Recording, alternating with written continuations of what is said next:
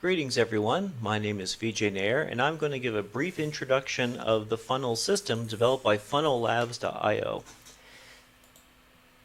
Now it's going to be structured as follows. There's going to be a brief overview of what it is, what is the system, what is the problem it's trying to solve, what's the objective behind its design, who's it for, and how does the system actually function, and an argument for why your business may want to consider using it.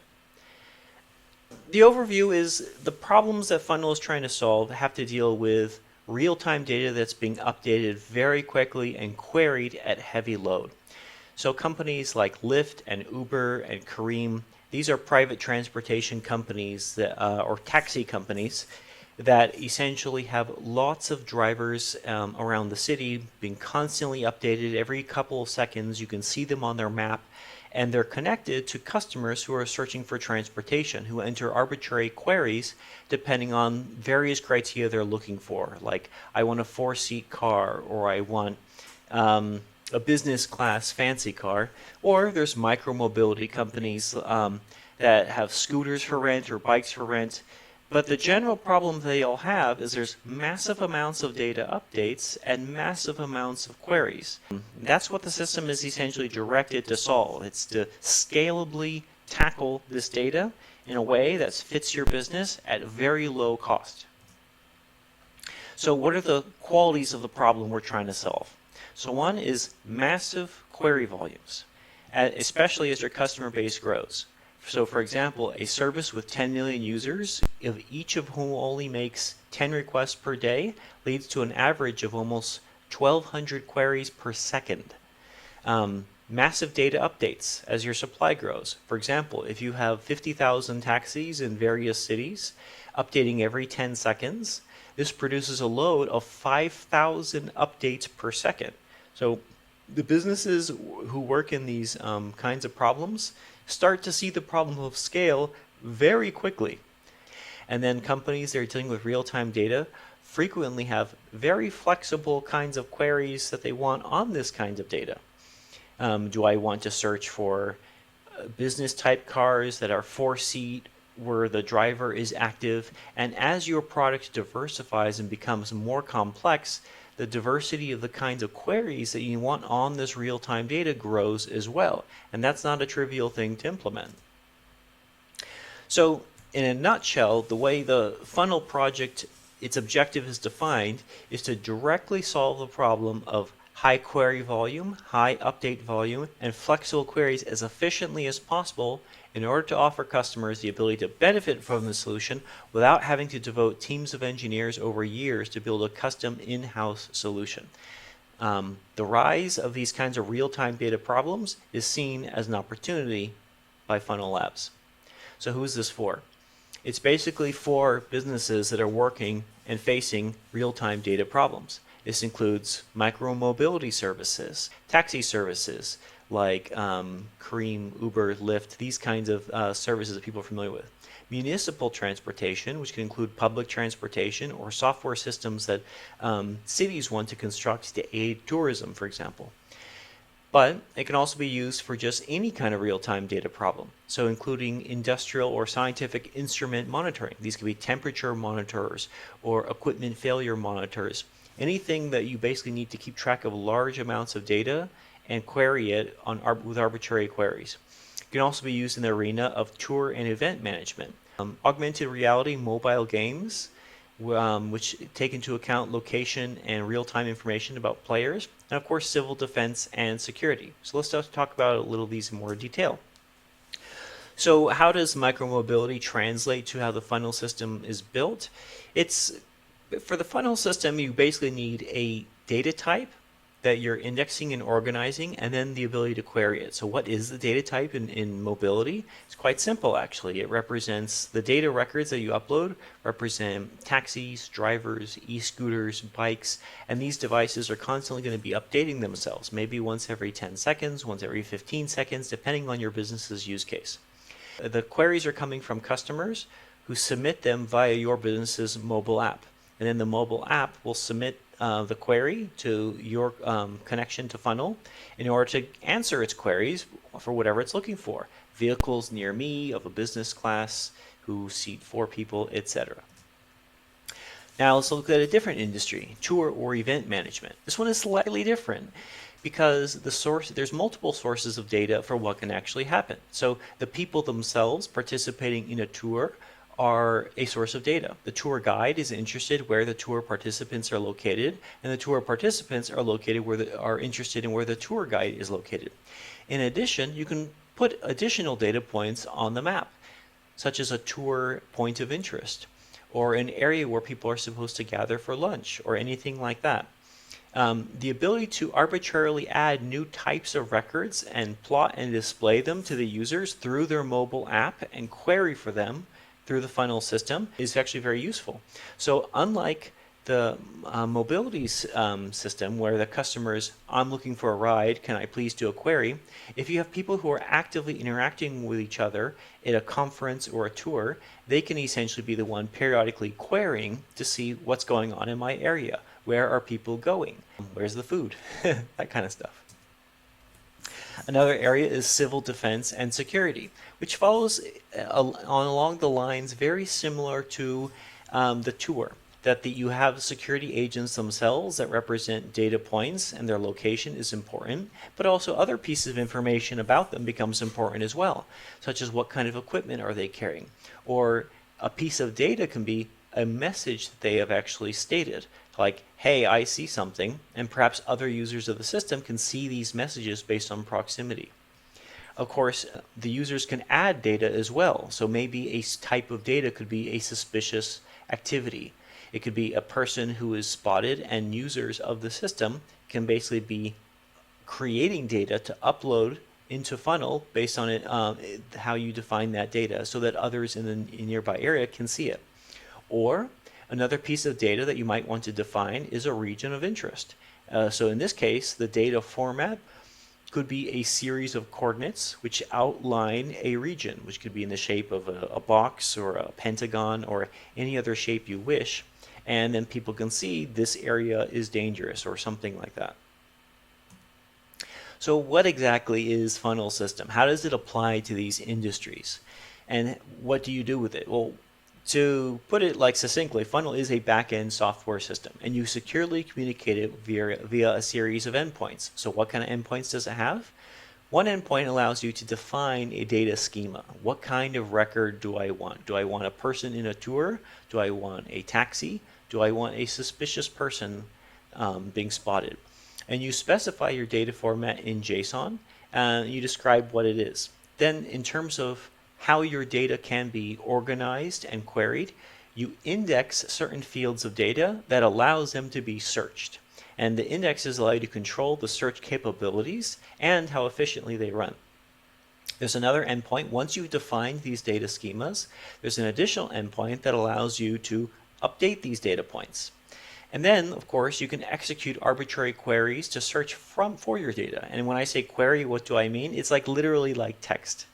Similar to SQL if you've ever worked with it. So a query might be, if my data has a field called card type and it has a field called coord or coordinate, my query could be card type is economy and coordinate within 2 kilometers of this latitude and longitude coordinate. So that's a very simple way of what a query would look like, and you'd get in response results. And then, of course, there's endpoints needed to create secure authentication tokens such that you can give the ability to execute queries without giving away your secret company credentials to access the funnel system. So, for example, I may get an access authentication token to give to my mobile app users, as an example. Now, none of these things are revolutionary or unique. What makes funnel special is 2 things: very high performance and very high efficiency, which translates into low cost.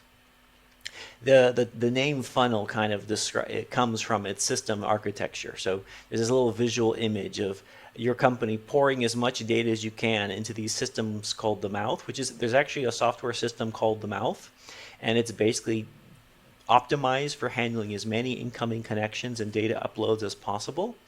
And then in the funnel, you now have your data flow through the stem, and that exists also as a software component in funnel. And its purpose is to condense and collapse and share the data to where it needs to go. And then finally, the exit of a funnel, like if you're pouring water into a bottle, for example, is the spout. And there is a software component in funnel called the spout, and it acts in a similar way. You basically give queries on this data and you get results. It's the part where you read the output from. So this kind of physical analogy is where the name funnel comes from.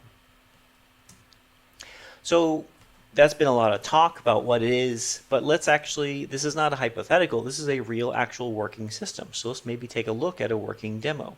If you want to learn more about the system, there's the webpage, funnel-labs.io. But let's get into it. So here we have a live demo. First thing you may notice is these odd, weird black boxes. Apparently someone has gotten very eager about trying to test the performance of the system, and each one of this black, solid black box actually represents a large pileup of these little cars. So this is kind of a unexpected performance test. Let's go to a clear part of the map. This is a thin JavaScript wrapper around the funnel system. First, let's talk about what kind of data are we dealing with here. What data is being represented? So let's view the data schema that's in use for this in this demo. In this case, we have a record, and you can see in the URL, it has a namespace of funnel and a record name of update. So in the funnel namespace, we have the update record. So what fields are in the update record? We have a couple fields. There's one field called ID, which is a string. So it could be mypizza-1. That could be the ID of an individual record. It also has a status. The status is actually an enumeration type, and it has two values, inactive or active.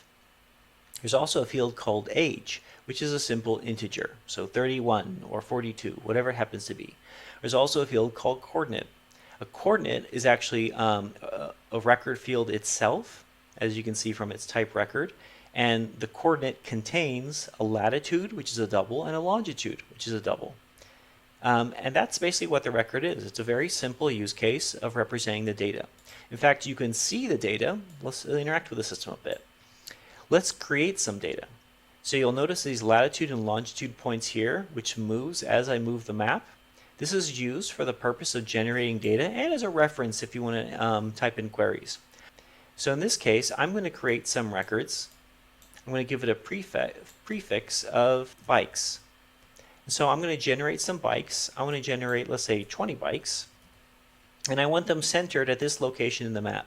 So you simply click the Generate Data Here button, and the data is generated. But I have not actually queried for it yet. So what do I do for a query?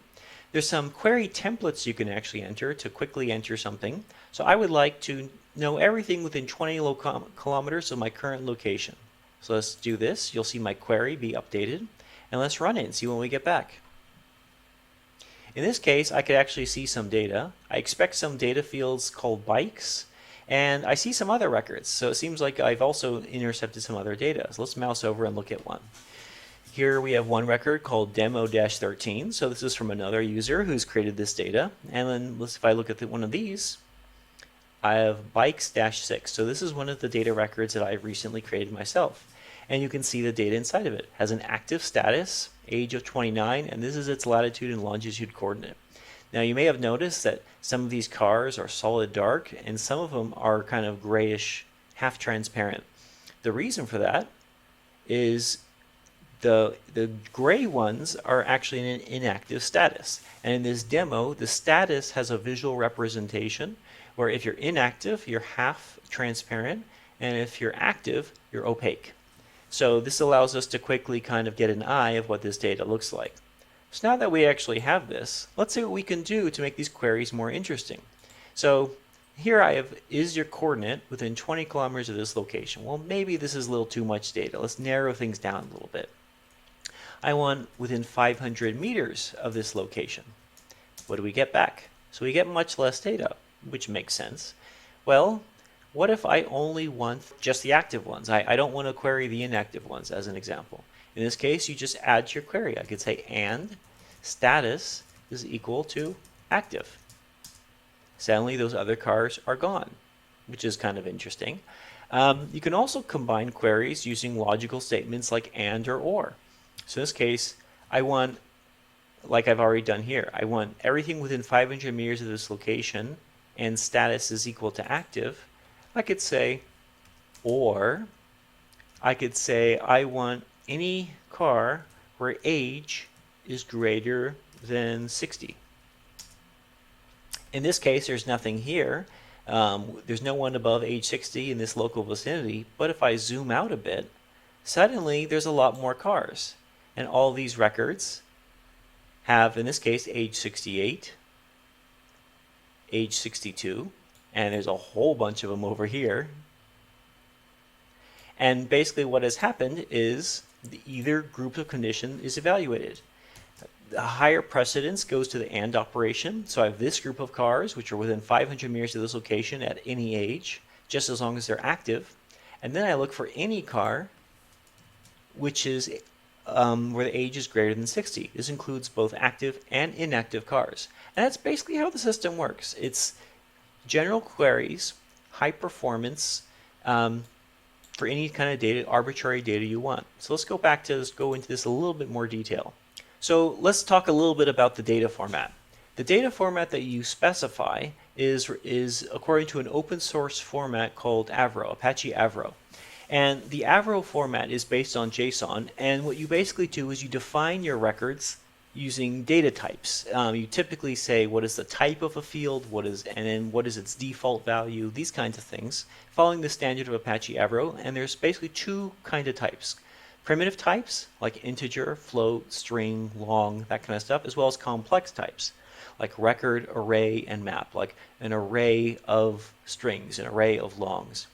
And between these, you can actually build some fairly complex data structures, because complex types can include other complex types. They can even include circular references, so you can include a type in itself. This example on the right defines a linked list. So we have, if we look at one of the fields of here, we have a simple value. Its name is called value, and it's a long, which means a 64-bit signed integer. It is one of two fields for this record. And this whole record itself is of type record. A record is analogous to a JavaScript object, and in that it has a number of fields. Each field has a name, and it has a value, and the type of each field does not necessarily have to be the same. So in this case, the linked list has the name, which is a long, and it has a field called next, which these square brackets indicate it's a union type. It could be one of two different types. Next can either be a null, or it can be a long list. Well, what is a long list? In fact, a long list is the name of this record type. So this is a linked list where each node of the list contains a value, which is a long, and a reference to the item that comes next. And so it can have like value 5, go to the next record, value 6, next record, 7, next record, and then it'll look at potentially null. When it sees a null, that's the end of the linked list. But what this demonstrates is that the data structures can even self-reference. So you can define any data type you can think of or that has business use in your company. All these things are possible. Now when it comes to querying, Apache Avro allows arbitrary attributes to be added to your data, and that's fully consistent with the format. And the funnel system makes use of this. And when you define indexes that make your data searchable, they're always prefixed with this symbol IDX underscore. We're making use of two fields here. So IDX primary. What a primary index means is that this uniquely defines a data record. If another data record is uploaded that has the same primary key as something that's been previously uploaded, it's considered to be an update. It replaces the previous data. So if this is the primary key and one record has a value of 10, and then I upload another record with value 11, the one with value 10 is considered to be unique from the one with value 11. But if the third time I upload, the record has value 10, that is considered to be an update of the first record that I uploaded, which also had a value of 10. So the primary key is used to define what data records are unique and not unique. It could be things like a taxi driver ID, it could be a person's name and date of birth, whatever you happen to want. Then there's this other thing here, IDX type. It's a optional field. The default index type is equality, but there's three types you can actually pick from. What an equality index does is it very efficiently allows you to search and query fields using the equals operator. Is ID equal to 10? Is name equal to Bob? It's the most efficient query that you can have and has the higher performance, but it's very limited in what it can do. The index type that's used in this example is comparing. This allows more flexible queries. You can do less than and greater than comparisons. However, it has a slightly higher cost in terms of memory and performance. So you're sacrificing a little bit of performance for higher flexibility in the kinds of queries you can execute. And it only works for data values that can be compared to each other. So string values can be compared alphabetically. Numerical values can be compared normally, but other values are not so easy to compare. Like it is much harder, for example, to compare a latitude, longitude coordinate to another. Then, of course, you have this third type called spatial. Because this system was essentially built with geographic locations and these kinds of queries in mind, it has a special index type to optimize the processing of geographic data. And this allows you to do things like those within clauses we saw before, like within 20 kilometers of a location. So let's look a little bit about what queries can exist. So the most fundamental piece of a query is something called a simple clause. A simple clause is just looking at information of a single field, and it has one of two forms. I could say field is within a certain distance of a coordinate. As an example, I could say coordinate within 1.5 kilometers of 52.123, 13.321 as an example query. The other form is field operator values. So there's many types of queries that you can enter, but this could simply be age is greater than 30, age is less than 30, age is equal to 29. So querying a single field is well and good, and there's a lot you can do just with that. But the real flexibility comes from combining and putting together these kinds of operations.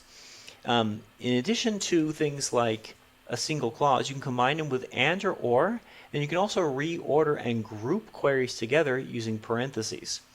So in this case, we have age is greater than 30 and type is equal to economy. What this means is that if both conditions have to be satisfied in order for a record to be returned. So, for example, age is 31 and type is equal to economy, that will be returned. But if age is 31 and type is business, that will not be returned. Then there's the or logical condition. The or logical condition means if any one or multiple of the clauses are specified, if any one of them is satisfied, it will return data. So a record like age 31 and type equals business will be returned because age is greater than 30. Age 29 and type equals economy will also be returned because although age is 29 and is less than 30, type is economy and it's returned. And naturally, if both conditions are satisfied, data will also be returned. So why use funnel? It's basically optimized to solve certain kinds of problems. The alternative systems you might be considering is a data cache system like Redis or a relational database like Postgres. But these solutions for your business can take significant time to develop and optimize and scale depending on the kinds of real-time problems that you're working on. So data cache systems like Redis have very good performance, very good data persistence. They can hold on to data and keep it on disk. But they're weaker when it comes to query flexibility. Most systems and data cache systems are based on key value lookup, and when it comes to arbitrary queries, you would essentially have to build the mechanism to make this possible. Build your own data index structures, build your way of operating on them. And to essentially give the illusion of query flexibility, you typically have to run a much larger number of queries and keep track of much bigger and complex pieces of data, and it ends up hurting your performance as you add query flexibility.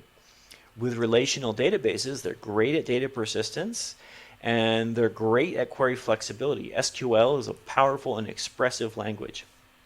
But performance is where things start to suffer a bit. These systems spend a lot of time keeping the information secure on disk and organized and safe. And that has a cost associated with it.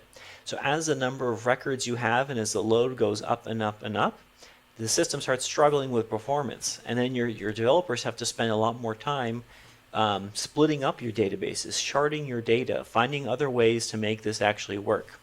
The funnel system is built with a different optimization in mind. It's built for very high performance, like a cache system. It's built for very high query flexibility like a relational database, but what it sacrifices on is it doesn't make historical data a first-class citizen. It's optimized heavily for current data, which is what these real-time data problems are really focused on. And so while data can be exported and archived from the funnel system, historical data is generally not available for executing normal run-of-the-mill queries. And because the system is not built with that archiving of historical data and querying it in mind, it also doesn't pay the performance cost, meaning that it can execute with lightning speed and have flexible queries. So why pay for a system like Funnel? I mean, systems like MySQL and Redis and Postgres, they're all open source free software. So one could assume that these systems are free, so if I pay any amount of money for another system, then I'm coming out at a loss. Now, as an operator of a business, you know that this is not necessarily the case, that there's a lot of other factors to be taken into account. So one is engineering cost. So a team of a half dozen engineers can take considerable time to build a working prototype, and time and salaries can add up very quickly. And as your company grows and load increases, you still need engineering time to redesign the system, refactor and re-architect it to meet your new performance targets, or to add flexible query systems if you have a cache system, or to meet performance goals, to redesign your system to take into account sharding and scaling your relational database system. This means pretty high salaries for a fairly large number of people for a very large time. That time isn't free either. If you're trying to get something quickly launched to market that scales, then basically building a system can take 6 months, maybe potentially longer, with a lot of additional work being done. If you need something up and running quickly, the amount of time it takes to define a data schema for the funnel system can be measured in minutes. And of course, maintenance cost. So whenever your systems basically are being built, and as the complexity grows, the time it takes to debug and figure out problems grows as well. That's a serious cost that has to be taken into account, which you pay for it through engineering salaries. Then of course there's the hardware itself. Systems that are essentially not designed for efficient scaling of real-time data have to keep adding hardware to cover their weakest elements. So maybe your Redis cluster, keep in mind Redis is single-threaded. So as you're adding more and more hits to their system to try to emulate the ability of flexible queries, your CPU usage goes up and up and up, and you need more and more hardware. Or if you have a relational database system, you're paying a lot for disk that you're not really getting much of the benefit from, because for the most part you only care about the current data of what's going on. These hardware costs can actually add up considerably, and while working on the cloud reduces your hardware costs in general, it is nothing to sneeze at, and as your system grows, these costs can become quite large. So where exactly did Funnel come from? How did it actually get into here? So the founder of funnellabs.io has been working in software engineering for over 20 years, from every position ranging from intern to CTO, and has always been working on building high-performance distributed systems. He's worked in various industries, and he's worked on building the core systems in industries like military, private transportation, education, databases, web services, and banking in companies like Google, MongoDB, Clar, N26, NASA, and many more. When working at Careem, he had developed a more primitive solution to a very similar problem. Careem is a company somewhat similar to Uber, dealing with taxi services.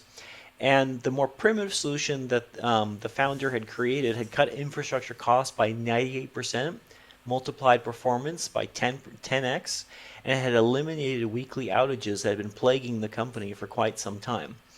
Careem was ultimately sold to Uber for $3.1 billion USD. But the lessons learned in solving these real-time problems were fed in, and this experience was fed in to build the funnel system, to actually provide a much more robust and flexible and performant solution to the general category of these real-time data problems. Thank you very much for listening. If you're interested in learning more, please visit Funnel Labs' website at funnellabs.io, or if you're interested in becoming a customer or having a demonstration, please send an email to contact@funnellabs.io. Thank you for your time. Have a good day.